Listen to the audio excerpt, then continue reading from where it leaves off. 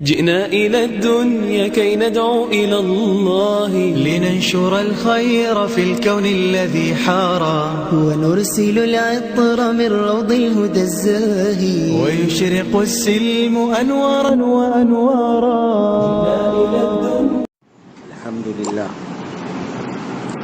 الحمد لله نحمده ونستعينه ونستغفره ونؤمن به ونتوكل عليه ونعوذ بالله من شرور أنفسنا ومن سيئات أعمالنا. من يهده الله فلا مضل له ومن يضلله فلا هادي له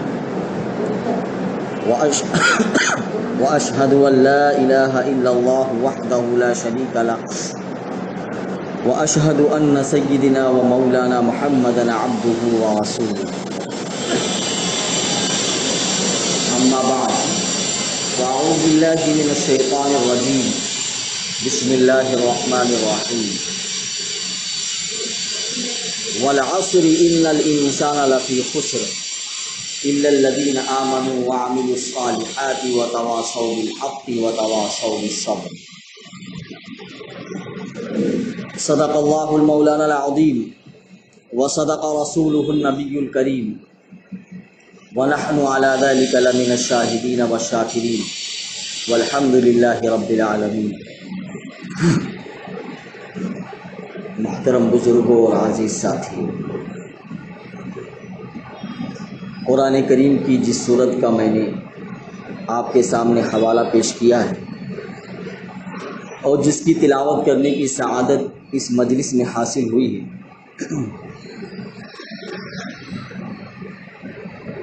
یہ قرآن کریم کی بہت چھوٹی آیت ہے، بہت چھوٹی صورت ہے بلکہ کہہ لوں. اللہ رب العزت نے اس میں انسان کی اور ایمان والے کی خاص طور سے زندگی گزارنے کا ایک اصول بتایا ہے.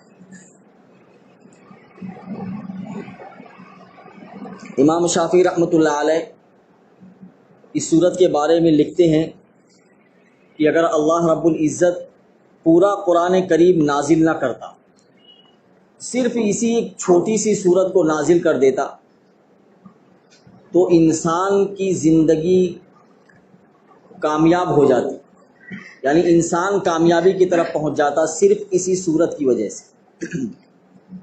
آپ اسے اندازہ لگا سکتے ہیں کہ یہ صورت کتنی اہم ہے. یوں سمجھ لیجئے کہ اللہ رب العزت نے ایمان والے کی پوری زندگی کا جو شیڈول ہے اس کو گزارنے کا طریقہ اللہ رب العزت نے اس چھوٹی سی صورت میں بیان کر دیا ہے. اللہ رب العزت فرماتے ہیں والعصر ان الانسان لفی خسر.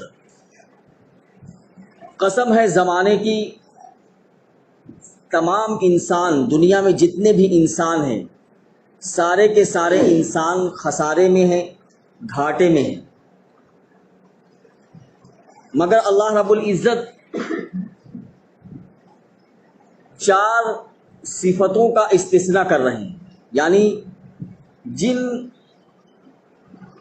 لوگوں کے اندر یا جس انسان کے اندر یہ 4 صفتیں ہوں گی وہ انسان کامیاب ہے، وہ گھاٹے اور خسارے میں نہیں ہے.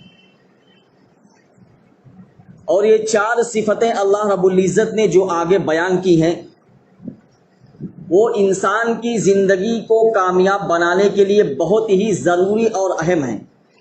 یہ چاروں کی چاروں صفتیں انسان کے اندر بیک وقت پائی جانی چاہیے.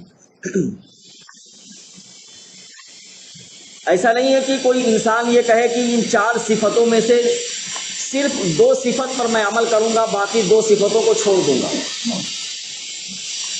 اگر ان 4 صفتوں میں سے صرف 2 صفت پر عمل کر رہا ہے تو 100% وہ کامیاب نہیں ہوگا. اس انسان کی 100% کامیابی کے لیے 4 صفتوں پر عمل کرنا ضروری ہے. جیسے کوئی ڈاکٹر ہوتا ہے، اگر کسی پیشنٹ کو، کسی مریض کو جو ہے اس نے دوا دی اور اس نے کہا یہ 4 گولیاں ہیں، تم کو یہ 4 گولی بیک وقت کھانی ہے، یعنی ان 4 گولیوں کو تمہیں ایک ساتھ استعمال کرنا ہے. اب وہ پیشنٹ گھر آ کر یہ سوچے یار ڈاکٹر نے مجھے 4 گولیاں دی ہیں, اگر میں اس میں سے ایک گولی کھا لوں تو میری 25% جو ہے بیماری کم ہو جائے گی. یعنی وہ اپنے دماغ کے حساب سے سوچ رہا ہے, اور اگر 2 گولی کھا لی میں نے تو 50% بیماری کم ہو جائے گی, اور اگر 3 کھا لی تو 75% دور ہو جائے گی, اور اگر 4 کھا لی تو 100% دور ہو جائے گی. لیکن ڈاکٹر نے اس کو کیا کہا ہے؟ ڈاکٹر نے کہا کہ تم کو یہ 4 گولیاں بیک وقت کھانی ہے, تبھی تمہاری 100% بیماری دور ہوگی. لیکن وہ گھر آ کر اپنے ذہن کے اعتبار سے سوچ رہا ہے کہ میں اپنے جسم کی بیماری 25% دور کرتا ہوں ایک گولی کھا کر. تو اگر وہ ایک گولی کھائے گا تو کبھی بھی نہ تو 25% اس کی بیماری دور ہوگی اور نہ 100% بیماری اس کے جسم سے ختم ہو سکتی. ایسے ہی اللہ رب العزت جو یہ صفتیں 4 بیان کی ہیں, ایسا نہیں ہے کوئی انسان ان 4 میں سے صرف 2 پر عمل کرے ہوئے کہے کہ میں 50% کامیاب ہوں اور 50% ناکام ہوں. نہیں, بلکہ یہ 4 صفتیں انسان کے اندر بیک وقت پائی جانی چاہیے. پہلی صفت اللہ رب العزت نے بیان کی ہے الا الذین آمنوا, کہ سارے انسان دنیا میں جتنے بسنے والے انسان ہیں سارے انسان خسارے میں ہیں. یعنی وہ اپنی زندگی کے لمحات کو ضائع کر رہے ہیں, اپنی قیمتی زندگی کو ضائع کر رہے ہیں. لیکن اگر کوئی شخص اس دنیا میں رہتے ہوئے وہ ایمان لے آیا, نمبر 1, ایمان لانے کے بعد اللہ رب العزت نے کہا وَعَمِلُوا الصَّالِحَاتِ, ایمان لانے کے ساتھ ساتھ اس نے نیک عمل بھی کیے. تیسری چیز, نیک عمل کے ساتھ اس نے جو دین کی بات اس تک پہنچ گئی یا جس دین کے بارے میں اس کو معلومات حاصل ہے وہ اس کو دوسروں تک اس نے پہنچا دیا. اور نمبر 4, ایمان لانے میں, نیک عمل کرنے میں اور دین کی بات دوسروں کے پہنچانے میں اگر کوئی مصیبت کوئی پریشانی اس کی راہ میں آ گئی تو اس نے اس پر صبر کیا. یہ 4 صفتیں جس انسان کے اندر ہوں گی اللہ رب العزت کہتے ہیں وہ انسان کامیاب ہے. پہلی صفت اللہ رب العزت نے جو بیان کی ہے الا الذین آمنوا. دیکھیے جب اللہ رب العزت کہیں ایمان کا تذکرہ کرتے ہیں اور ایمان کے ساتھ ایمان باللہ کا تذکرہ نہیں ہوتا ہے, یعنی مطلقاً ایمان کا تذکرہ ہوتا ہے. قرآن کریم میں جہاں کہیں بھی اللہ رب العزت نے مطالبہ کیا ہے کہ ایمان والو ایمان لاؤ, تو ایمان سے کیا مراد ہے؟ جب بھی کبھی ایمان لانے کا مطلب ہوتا ہے کہ 6 یا 7 چیزوں پر انسان کا ایمان ہونا چاہیے. یعنی 7 چیزیں انسان کو اپنے ذہن میں رکھنا چاہیے کہ ان چیزوں پر میرے لیے ایمان لانا ضروری ہے.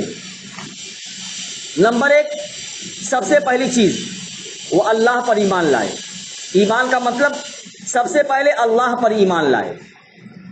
اللہ پر ایمان لانے کا مطلب کہ اللہ کی جتنی عبادت اللہ کے لیے خاص ہیں وہ ساری کی ساری عبادت صرف اللہ ہی کے لیے انجام دے.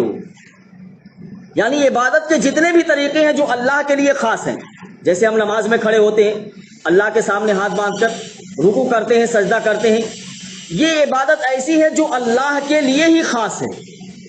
ہم اس عبادت کو کسی اللہ کے علاوہ کے لیے خاص نہیں کر سکتے. اور دوسری چیز اللہ رب العزت کی جو صفتیں ہیں ان صفتوں کو اللہ رب العزت کے ساتھ بالکل ضروری اور خاص مانیں. ایمان باللہ یعنی اللہ پر ایمان لانے کا مطلب یہ نہیں کہ آپ نے اللہ کو ایک مان لیا بس. ایمان لانے کا مطلب یہ ہے کہ آپ نے اللہ کو ایک مانا, یعنی عبادت کے جتنے بھی طریقے تھے آپ نے اس طریقے کو اللہ کے لیے صرف خاص کیا ہے. اور دوسری چیز اللہ کی جو صفتیں ہیں, دیکھیے اللہ کی ایک صفت ہے اللہ سنتا ہے. اللہ دیکھتا ہے، اللہ سے دعا مانگو تو دعا کو قبول کرتا ہے، اللہ لڑکا دیتا ہے، لڑکی دیتا ہے، اولاد دیتا ہے، یہ سب اللہ کی صفتیں ہیں۔ ان صفتوں کو صرف اللہ رب العزت کے لیے ہی انسان کو خاص کرنا ہے۔ ہم بھی دیکھتے ہیں اور اللہ رب العزت بھی دیکھتا ہے، بھائی ہم بھی دیکھتے ہیں نا۔ اللہ رب العزت کی صفت بھی ہے دیکھنا، لیکن ہمارے اور اللہ رب العزت کے دیکھنے میں فرق ہے۔ ہم جو بھی چیز دیکھتے ہیں وہ لمیٹڈ دیکھتے ہیں، یعنی ایک حد ہے اس کی، اس حد تک ہم اس کو دیکھ سکتے ہیں، جہاں تک اس کی حد ہے اس تک تو ہم دیکھ سکتے ہیں، لیکن اس حد کے علاوہ ہم نہیں دیکھ سکتے۔ ہماری نگاہ جہاں تک جائے گی وہیں تک ہم دیکھ سکتے ہیں، لیکن اللہ رب العزت کے لیے ایسا نہیں ہے۔ اور ہم جو کچھ دیکھتے ہیں وہ آنکھ کے ذریعے سے، یعنی آلے کے محتاج ہیں ہم۔ آنکھ اگر نہ ہو تو ہم دیکھ نہیں سکتے، تو ہم دیکھتے ہیں، ہمارا دیکھنا یہ لمیٹڈ ہے اور ہم کسی آلے یعنی آنکھ کے محتاج ہیں۔ لیکن اللہ رب العزت جو دیکھتا ہے وہ ان لمیٹڈ دیکھتا ہے، اور اس کو دیکھنے کے لیے کسی آلے اور آنکھ کی ضرورت نہیں ہے۔ یہ فرق ہے، یعنی جو صفتیں اللہ رب العزت کے لیے خاص ہیں صرف اللہ رب العزت کے ساتھ اس کو خاص مانیں۔ اللہ رب العزت دعا کو قبول کرتا ہے۔ اب ہم یہ مانگے کہ کسی دوسرے سے جا کر جو جس انداز میں ہم اللہ رب العزت سے سوال کرتے ہیں اسی انداز میں ہم کسی دوسرے سے مانگیں۔ اولاد دینا یہ اللہ کے قبضے قدرت میں ہے، یہ اللہ کی صفت ہے کہ اللہ اولاد دیتا ہے، لیکن اگر وہی اولاد ہم اللہ کے علاوہ کسی دوسروں سے مانگیں تو ہم اللہ رب العزت کی صفت میں کسی غیر کو شریک کر رہے ہیں۔ یہ اللہ پر ایمان لانے کا مطلب نہیں ہوا۔ اللہ پر ایمان لانے کا مطلب وہی ہوگا کہ ہم اس کی صفتوں کو بھی اسی کے ساتھ ہم خاص مانیں۔ اور تیسری چیز، اللہ پر ایمان لانے کا مطلب یہ ہے کہ اللہ کی ذات میں ہم کسی دوسرے کو شریک نہ کریں۔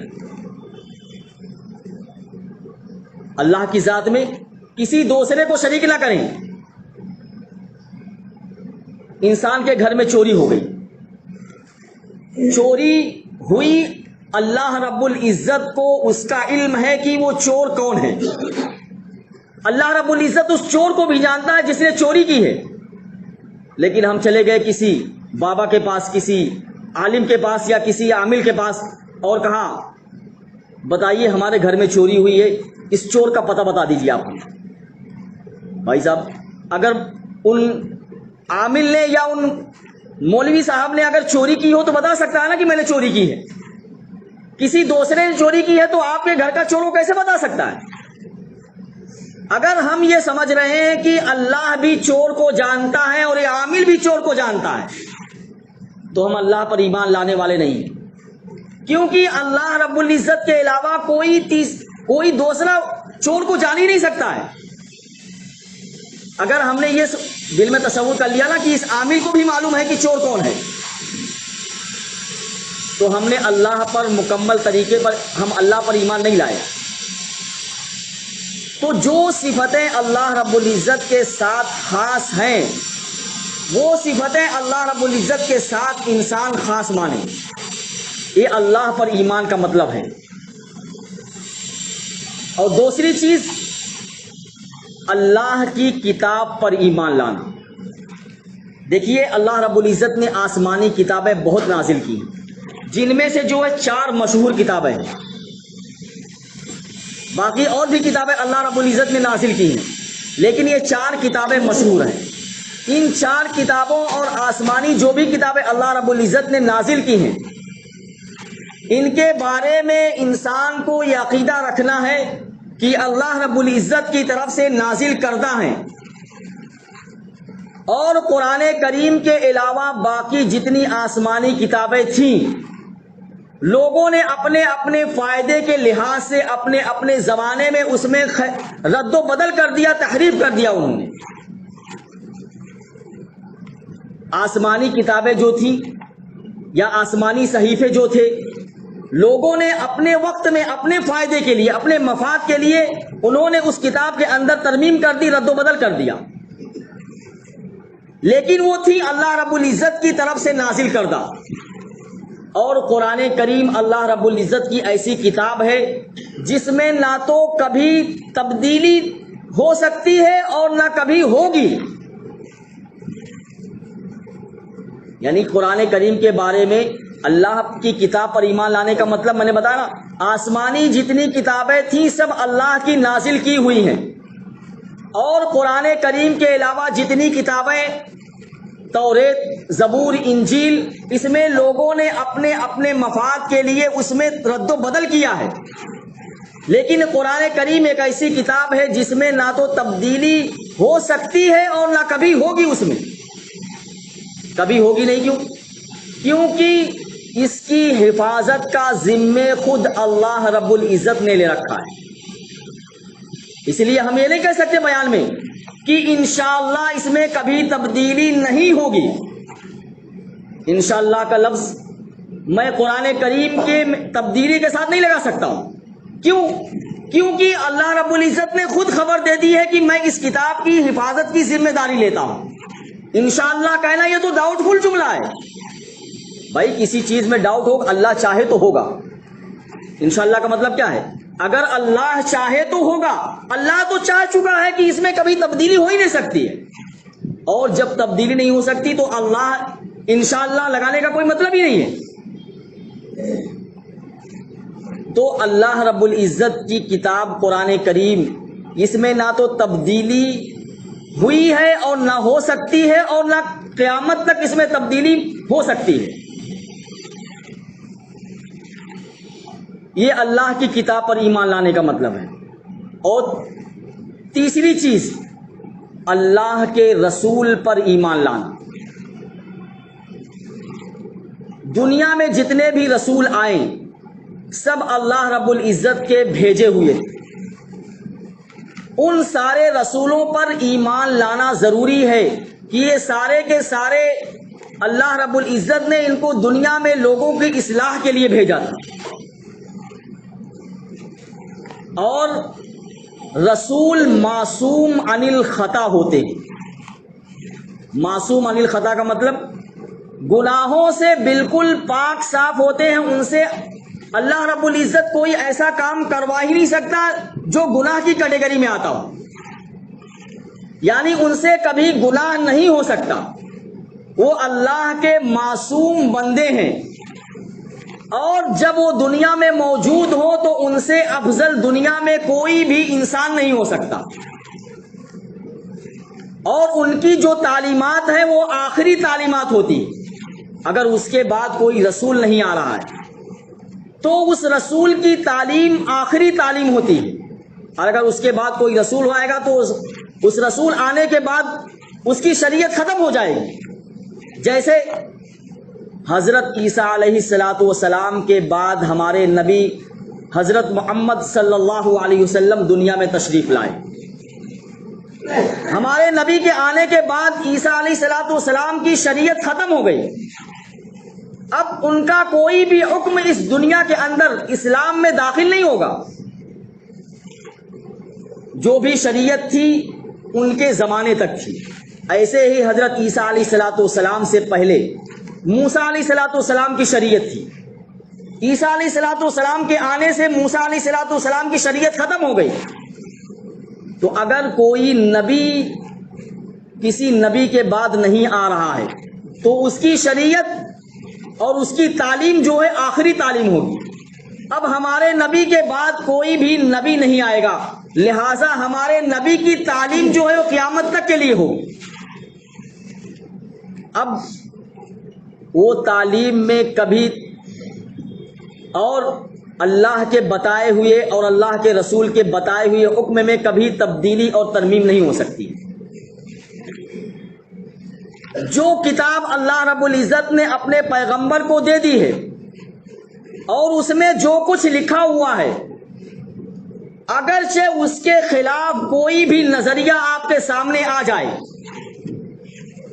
ایک بات ایسی ہے جو آپ کی عقل میں بہت اچھی لگ رہی ہے، اور آپ کے عقل سے بہت قریب ہے، لیکن وہ نظریہ اور وہ حکم ایسا ہے جو قرآن کی تعلیم کے بالکل خلاف ہے، قرآن میں اس کا بالکل الٹا حکم ہے، تو وہ نظریہ وہ تعلیم چاہے آپ کی عقل میں بہت اچھا کیوں نہ لگ رہا ہو، رسول کی تعلیم آنے کے بعد وہ نظریہ اور وہ حکم اس کی کوئی حیثیت نہیں ہوگی۔ قرآن کریم نے جس کو بیان کر دیا، اب وہ حکم اگرچہ ہم اپنی زندگی میں نہیں لا رہے ہیں، اس پر عمل نہیں کر رہے ہیں، لیکن آپ کو یہ ماننا پڑے گا کہ یہ حکم اللہ رب العزت کی طرف سے ہے، اور اس کے خلاف جو بھی حکم آئے گا ہم اس کو ماننے کے لیے تیار نہیں ہوں گے۔ یہ ہے رسول کی تعلیم کا مطلب۔ اور تیسری چیز اللہ کے فرشتوں پر ایمان، چوتھی چیز اللہ کے فرشتوں پر ایمان لانا۔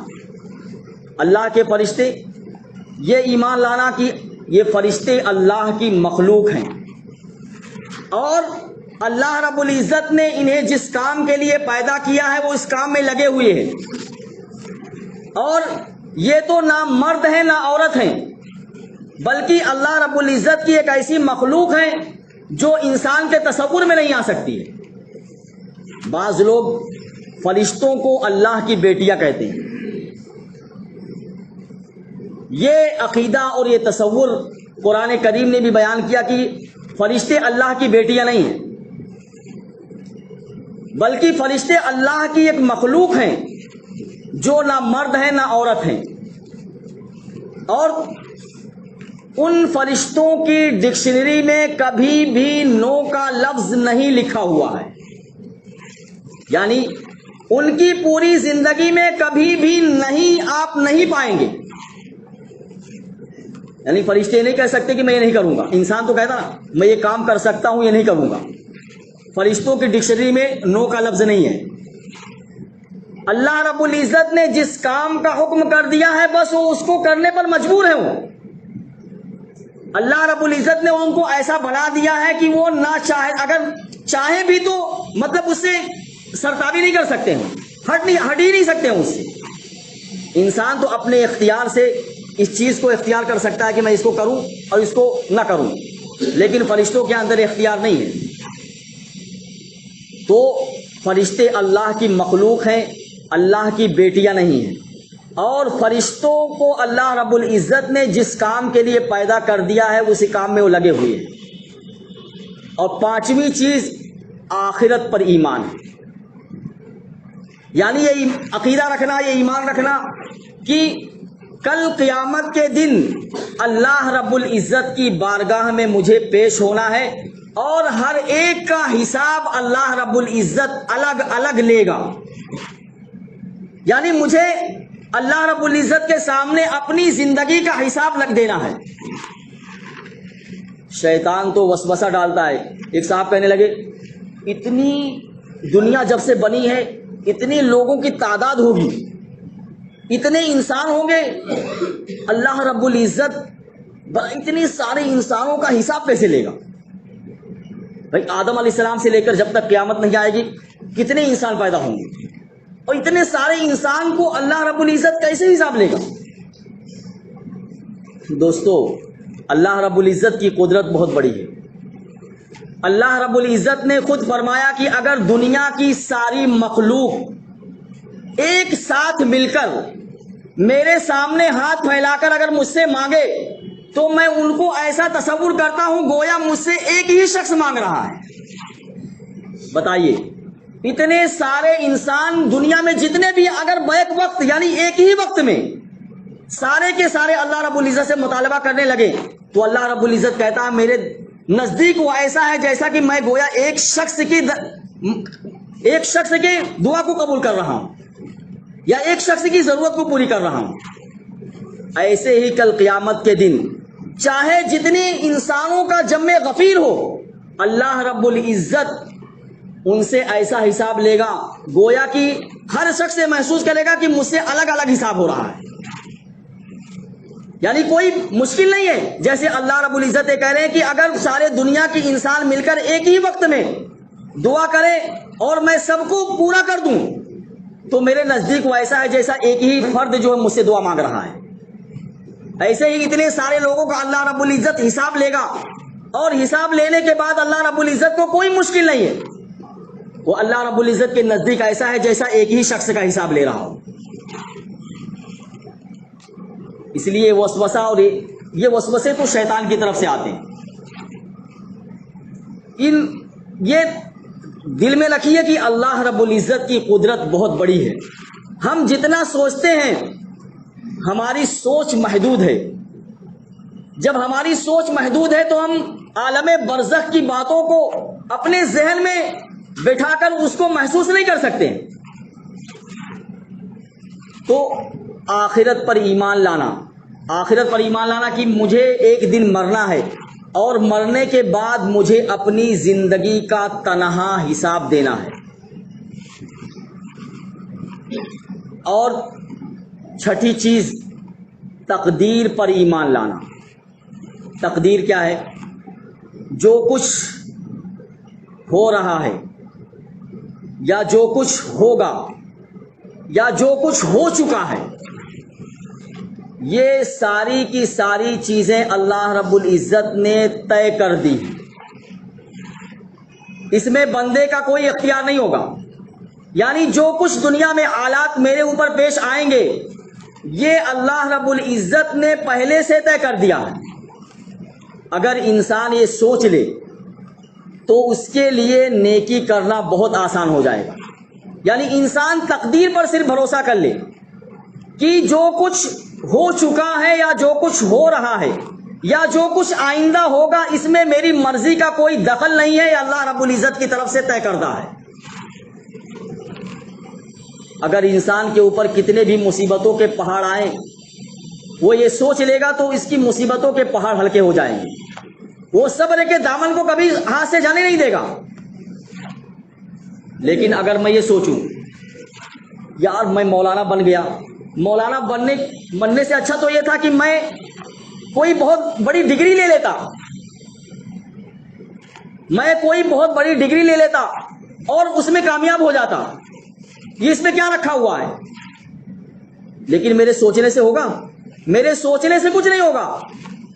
اگر میں نے یہ سوچ لیا تو گویا میں تقدیر پر ایمان نہیں لایا, کیونکہ بغیر اللہ رب العزت کے چاہے میں مولانا نہیں بن سکتا ہوں. اگر اللہ رب العزت چاہیں گے جبھی میں مولانا بن سکتا ہوں. اگر اللہ رب العزت نہ چاہے تو میں کوئی اونچی ڈگری نہیں حاصل کر سکتا ہوں. یہ تو تقدیر میں لکھا جا چکا ہے. جب تقدیر میں لکھ دیا گیا ہے تو پھر اب وہ کام ہونے کے بعد میں یہ سوچوں کہ مجھے ایسا کر دینا چاہیے تھا تو میں زیادہ کامیاب ہوتا, گویا میں اپنی تقدیر پر ایمان نہیں لا رہا ہوں. اس لیے جو کچھ ہو رہا ہے, یا جو کچھ ہوگا, یا جو کچھ ہو چکا ہے, سب اللہ رب العزت نے انسان کی تقدیر میں لکھ دیا ہے. اور ایک بات, انسان نیک عمل کرتا ہے. میں نے کہا نہیں, ایمان لایا اور نیک عمل کیا, اور نیک عمل کرنے کے ساتھ ساتھ اس نیک عمل کی دعوت بھی انسان دوسروں کو دے. وتواصوا بالحق, یعنی جو چیزیں آپ کو معلوم ہو گئی کہ یہ چیز میرے فائدے کے لیے ہے, آخرت میں مجھے کامیاب بنائے گی, یہ دین کی بات ہے, میں اس دین کی بات کو دوسروں تک پہنچانے کا ذمہ دار ہوں. اب وہ آپ ایسا نہیں ہے کہ آپ ہر جگہ پہنچاتے رہیں. آپ جس کیٹیگری میں رہ رہے ہیں, جس محلے میں رہ رہے ہیں, یا جس گھر میں آپ رہ رہے ہیں, آپ کی ذمہ داری ہے کہ آپ اس بات کو اپنے گھر والوں تک, اپنے محلے والوں تک, یا آپ کا جس سے ملنا جلنا ہے ان تک اس بات کو پہنچائیں. آپ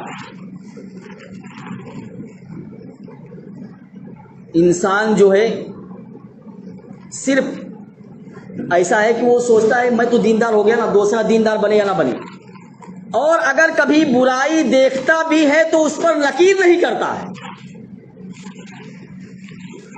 جمعہ کی نماز پڑھنے کے لیے بہت سارے نوجوان آئے, ان میں سے کچھ نوجوان ایسے ہوتے ہیں جو قسم خدا کی اتنی چھوٹی ٹی شرٹ پہنے رہتے ہیں, اتنی چھوٹی ٹی شرٹ ان کی ہوتی ہے کہ یہ پیچھے کا حصہ جب رکوع میں جاتے ہیں, سجدے میں جاتے ہیں تو دکھائی دیتا ہے. اب بتائیے وہ نوجوان اس نوجوان کے پیچھے جو بھی نوجوان یا جو بھی نمازی نماز پڑھ رہا ہوگا، اگر اس کی نظر اس سطر پر پڑ گئی، پہلی بات تو اتنی چھوٹی شرط یا اتنی چھوٹی قمیص پہن کر اگر اس نے نماز پڑھی کہ جسے یہ سطر دکھائی دیا تو اس کی نماز ہی نہیں ہوئی، کیونکہ مرد کے لیے ناف سے لے کر گھٹنے تک کا حصہ جو ہے سطر میں داخل ہے، اگر یہ حصہ کھلا رہ گیا نماز میں تو نماز نہیں ہوگی، اس کی نماز نہیں ہوئی۔ لیکن جس نے اس کو دیکھ لیا اس کا ذہن بھی متاثر ہو گیا، اور ہم نے کیا کیا، میں تو بہت لمبا کرتا پاجامہ پہنا ہوا ہوں، دیکھ لیا اور چلے گئے۔ حالانکہ کرنا کیا چاہیے تھا؟ کرنا یہ چاہیے تھا اس نوجوان کو نماز کے بعد میں کونے میں لے جا کر سمجھاتا اور یہ کہتا بھائی صاحب آپ مسجد میں آئے نماز پڑھنے کے لیے، اللہ کے گھر میں آئے، کم سے کم اتنی چھوٹی شرط یا اتنی چھوٹی قمیص پہن کر آپ نماز پڑھنے مت آؤ۔ اس کو پیار سے سمجھاتے، ہو سکتا ہے کہ وہ بات سمجھ لیتا اور پوری زندگی کبھی بھی وہ چھوٹی شرط پہن کر نماز نہ پڑھتا، لیکن ہم نے اس کو نظر انداز کیا اور اس کی برائی پر ہم نے اس کو ٹوکا نہیں۔ جب برائی پر ٹوکا نہیں تو برائی اس کی بڑھتی رہی۔ اگر اس کو معلوم ہو جاتا کہ ہاں یہ اس طریقے سے نماز پڑھنا غلط ہے تو ہو سکتا ہے وہ اس شرط کے اندر یا اس ٹی شرٹ کے اندر، اس قمیص کے اندر نماز ہی نہ پڑھتا ہو، لیکن ہم نے خاموشی کی پٹی اپنے آنکھ پر باندھ لی، خاموشی کا ٹیبلٹ ہم نے کھا لیا اور کھانے کے بعد اس پر یقین نہیں کی۔ حدیث شریف میں ہے کہ برائی کے روکنے کے بہت سارے درجے ہیں۔ اگر انسان کے اندر طاقت ہے تو طاقت سے اس برائی کو روک دے۔ دیکھیے ہم قانون کو ہاتھ میں نہیں لے سکتے، قانون کو ہاتھ میں لینے کی اجازت نہیں ہے کہ ہم کسی کو طاقت کے بلبوتے پر ختم کر دیں۔ برائی کرنا، مثال کے طور پر ایک آدمی شراب کی بوتل پی رہا ہے اور آپ کو برا لگا اور آپ نے اپنے طاقت کے بلبوتے پر جا کر اس کا شراب کا بوتل پھوڑ دیا، بتائیے کیا ہوگا؟ قانون کی پکڑ میں آپ آ جائیں گے۔ قانون کو ہاتھ میں لینے کی اجازت نہیں ہے، لیکن جہاں آپ کا قانون چلتا ہے، جہاں آپ کا حکم چلتا ہے، آپ وہاں اس کے پابند ہیں۔ اگر آپ کے بیٹے کے ہاتھ میں شراب کی بوتل ہو تو بتائیے اگر آپ اس کو توڑ کر پھینک دیں گے تو کون قانون آپ کو پکڑے گا؟ باہر کسی کے شراب کی بوتل پھوڑ دے تو ہو سکتا ہے آپ کو قانون پکڑ لے یا وہاں پر کچھ کر دے وہ، لیکن یہاں تو اپنے گھر کے اندر برائی پھیلی ہوئی ہے، ہم اس کو نہیں روک رہے ہیں۔ ہم خود نمازی ہیں اور نماز میں سب سے پہلے ہم مسجد کے اندر داخل ہوتے ہیں، فجر میں سب سے پہلے آتے ہیں۔ مولانا صاحب سب سے پہلے مسجد میں آ گئے اور دیکھا تو بیوی 7 بجے سو کر اٹھ رہی ہے۔ مولانا صاحب سب سے پہلے فجر کی نماز میں اور بیوی 7 بجے سو کر اٹھ رہی ہے، اور بیوی پر کبھی نکیر نہیں کرتے کہ تم نے نماز پڑھی کہ نہیں پڑھی۔ یہ برائی کو روکنے کی تلقین نہیں ہے، بلکہ آپ کو موقع ہے وہاں، جب بیگم آپ کو صبح کے ناشتے میں صبح کی چائے پیش کرے تو آپ اس سے کہہ سکتے ہیں کہ آپ نے فجر کی نماز نہیں پڑھی، لہٰذا ہم آپ کے ہاتھ کا آج ناشتہ نہیں کریں گے، آج ہم آپ کے بستر کو الگ کر دیتے ہیں کیونکہ آپ نے اللہ کے حکم کو ٹھکرا دیا۔ یہ نہیں کرتے ہیں، بلکہ زندگی ایسے ہی گزر رہی ہے۔ ہم خود نمازی ہیں، بیوی نمازی نہیں ہے۔ ہم خود پردے کا اہتمام کرتے ہیں، بیٹیاں اور بہنیں ہماری جو ہے پردوں کا اہتمام نہیں کرتی۔ دیکھیے دوستو، اگر خود دیندار ہیں اور جہاں ہمارا بس چلتا ہے وہاں ہم برائی کو نہیں روک رہے ہیں تو ہماری یہ دینداری ہم کو کامیابی تک نہیں لے جا سکتی۔ میں آپ کو بنی اسرائیل کا واقعہ سنا چکا ہوں اور آپ حدیث کی کتابوں میں، فضائل اعمال میں اور بھی دیگر حدیث کی کتابوں میں پڑھتے رہتے ہیں کہ بنی اسرائیل میں ایک شخص ایسا تھا جو بہت دیندار تھا، مصلی کبھی چھوڑتا ہی نہیں تھا، مصلی پہ بیٹھے اللہ اللہ اللہ ہر وقت اللہ اللہ کرتا تھا، اتنا دیندار تھا وہ۔ لیکن ایک وقت ایسا آیا کہ اس گاؤں کے سارے لوگ کرپشن میں مبتلا ہو گئے، گناہ میں مبتلا ہو گئے، لیکن یہ اپنے مصلی کو چھوڑنے کے لیے تیار نہیں تھا، کبھی ان کو برائی سے روکا نہیں۔ اللہ رب العزت نے فرشتوں کو حکم دیا، جاؤ اس بستی والوں کو زمین سے اٹھا کر آسمان تک لے جاؤ اور پٹک دو زمین پر، اور کسی کی بھی جان نہیں بچنی چاہیے، سب کی قبر بن جانی چاہیے۔ فرشتے نے کہا اللہ رب العزت اس بستی میں تو ایک بہت آپ کا نیک بندہ ہے جو ہر وقت مصلے کو تو چھوڑتا ہی نہیں ہے، مصلے کو کبھی چھوڑتا نہیں، ہر وقت مصلے پہ بیٹھا رہا تو اس کو بھی پٹک دے۔ تو اللہ رب العزت نے کہا سب سے پہلے اسی کو پٹکو، بعد میں بستی والے کو پٹکنا۔ کیوں؟ حدیث شریف میں ہے لم یتغیر لون وجہہ، ان کی برائی کو دیکھ کر اس کے چہرے کا رنگ کبھی ایک پل کے لیے بھی نہیں بدلا۔ اس لیے ہمیں مت سمجھے کہ ہم بہت نیک ہیں اور ہمارے بچے اور ہمارے گھر والے نیک نہیں ہیں تو کیا ہوا، نہیں، ہم ان کو نیکی کا حکم کر سکتے ہیں، آپ کے ذمے ہے، آپ ان کو سمجھائیے، سمجھانا آپ کے بس میں ہے، ایک مرتبہ 2 مرتبہ جتنی مرتبہ ہو سکتا ہے آپ سے سمجھائیے، آپ ہمت مت ہاریے، ان کو کہتے رہیے، ٹوکتے رہیے، لیکن خاموشی کا ٹیبلٹ خدا کے واسطے مت کھائیے۔ خاموشی کا ٹیبلٹ ہماری دینداری کو نقصان پہنچا سکتا ہے۔ اللہ رب العزت مجھے بھی اور آپ کو عمل کرنے کی توفیق عطا فرمائے۔